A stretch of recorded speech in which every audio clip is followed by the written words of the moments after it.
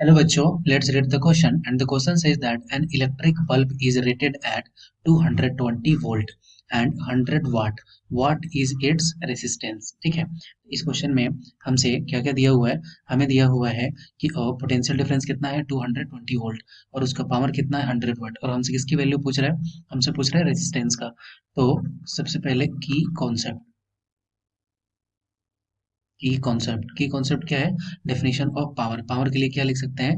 P is equal to V square by are.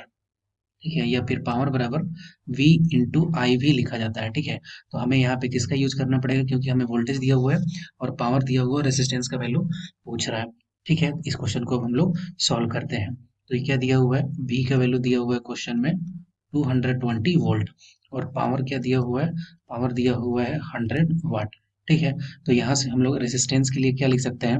Resistance के लिए लिख सकते हैं V स्क्वायर अपॉन P। ठीक है, तो वैल्यू ऑफ V क्या है? ये है 220 इंटू 220 अपॉन, और पावर का वैल्यू क्वेश्चन में कितना दिया हुआ है? स्टैंडर्ड यूनिट 100 वाट। ठीक है, और ये जो रेसिस्टेंस है ये किस में आएगा? ये आएगा ओम में। तो यहाँ से हम लोग रेसिस्टेंस का वैल्यू क्या लिख सकते हैं?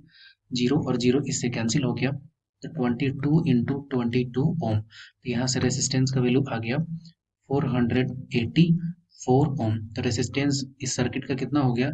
ये हो गया 484। I hope you understood well. Best of luck.